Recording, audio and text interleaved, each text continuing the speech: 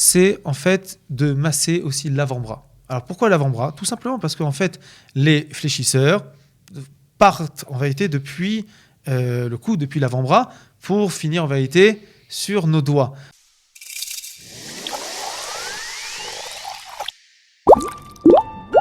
Si je vous dis trigger finger, vous allez me dire, mais de quoi s'agit-il ? Eh bien, c'est tout simplement lorsque les doigts se bloquent, qu'on essaie de les ouvrir, puis un petit temps avant de pouvoir utiliser ses doigts normalement. Pour en parler, évidemment, rien de tel qu'un spécialiste de la médecine chinoise qui va nous donner des trucs pour éviter ce mal de doigts. Évidemment, c'est Hillel Waknin. Bienvenue, Hillel.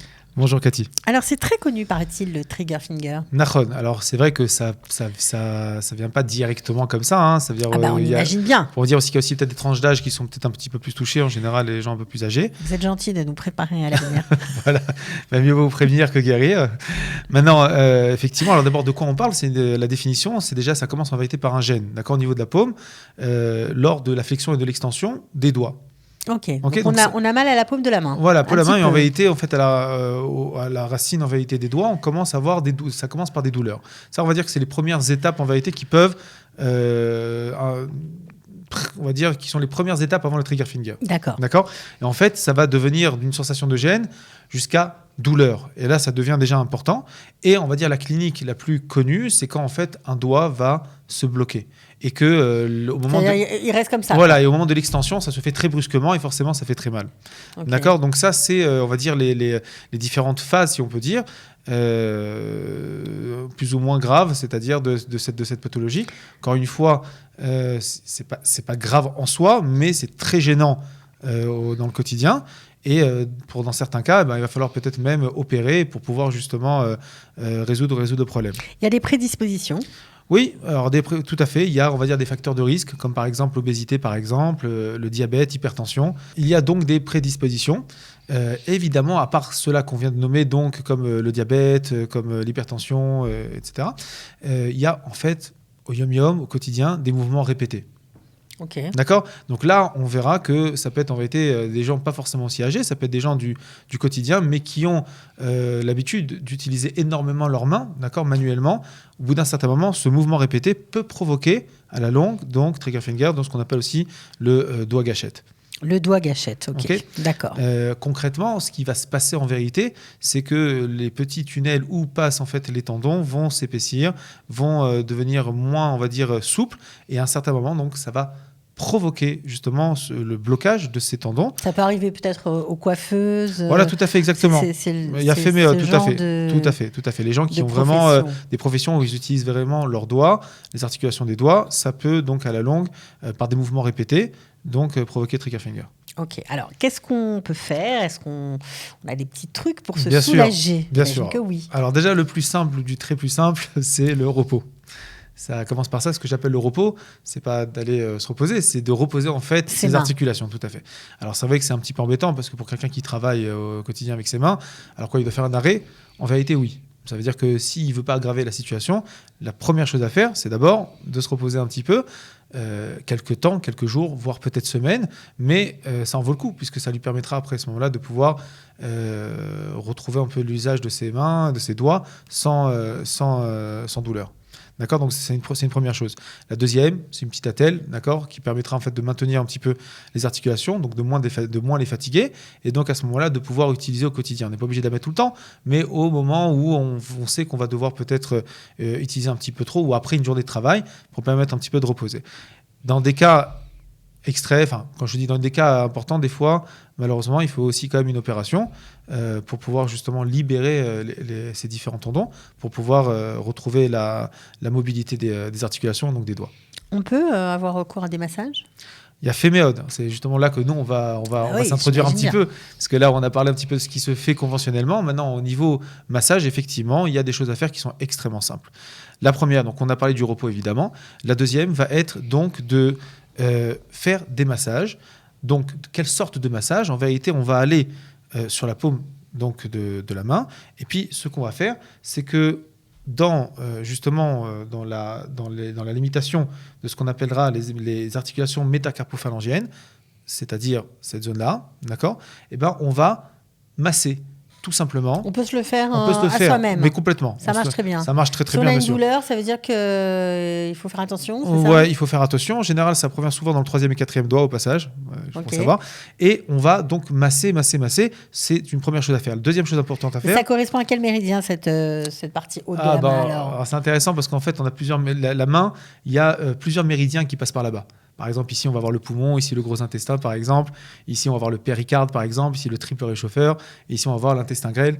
Bref, ce sont des méridiens qui passent par là-bas. Donc, c'est vrai que dans le cadre clinique, quelqu'un qui viendrait en MIRPA, chez un métapel en médecine chinoise, on peut, d'une manière plus globale, vérifier si c'est lié à un certain des méridiens et voir s'il y a un déséquilibre là-bas et donc faire un travail plus approfondi, plus global sur les différentes pathologies liées justement à ce méridien-là. Ok, très D'accord, bien. ça c'est au passage de savoir. Bon, il y a aussi, j'imagine, il y a d'autres passages ? Oui, alors justement, les choses très importantes à faire vont être d'étirer aussi chaque doigt, tout à fait. C'est-à-dire d'attraper le doigt et de l'étirer, de tourner un petit peu le doigt de part et autre et de faire des petites extensions, des petites flexions et enfin étirer Mamache, comme si on voulait un petit peu désarticuler un petit peu le... Faire craquer les doigts. Les grands-parents faisaient souvent ça. On peut faire craquer aussi. Encore une fois, craquer ses doigts, c'est pas forcément quelque chose de problématique. Il y a beaucoup d'hybride autour de ça. Tout ça, mais c'est pas vrai. Voilà, d'accord. Voilà. Maintenant, on pourra évidemment reparler dans une autre émission, mais Bégadol ici, l'idée c'est vraiment, donc, en tout cas d'étirer, ça c'est sûr et certain. Et quelque chose d'important qu'on oublie aussi, c'est en fait de libérer justement les tensions qu'on pourrait retrouver sur l'avant-bras, ce qui permettra en fin de compte, sur la fin de ces tendons, d'être plus assouplés aussi. C'est une technique très importante qu'on peut faire chez soi à la maison. D'accord, très très simple. D'accord. Est-ce que c'est lié au problème de canal carpien, le trigger finger ? Alors, c'est pas lié au canal carpien, c'est encore une autre pathologie. Disons que le canal carpien, comme on l'avait un petit peu nommé à l'époque, effectivement, on a aussi un canal qui s'enferme.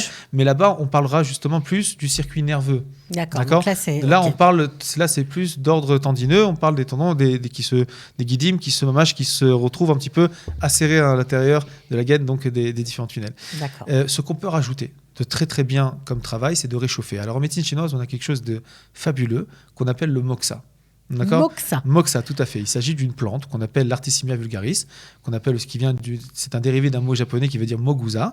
Il s'agit d'une plante médicinale qui a différents usages. Un des usages très très connus dans la médecine chinoise, c'est de l'utiliser en tant que tel pour réchauffer les différentes zones.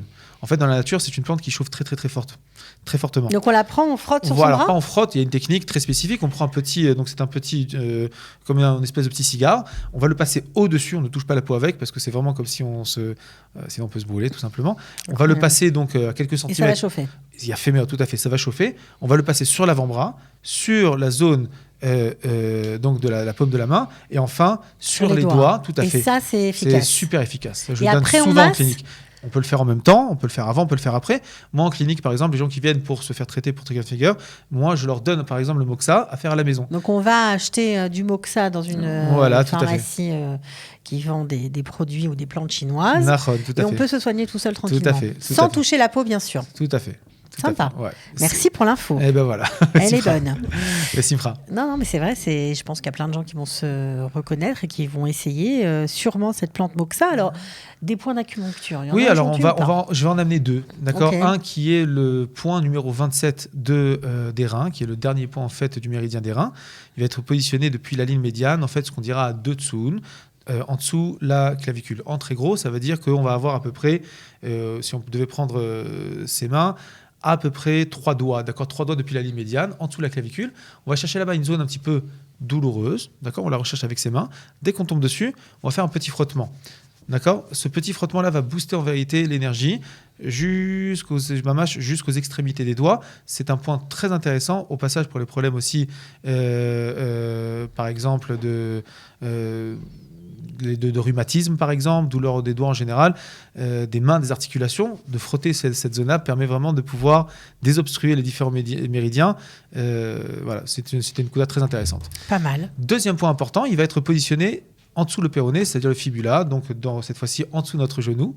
D'accord, ça sera le point numéro 34 de la vésicule biliaire, qui est un point pour la médecine chinoise fantastique, on dira qu'il est responsable un petit peu de tout ce qui est tendon dans le corps.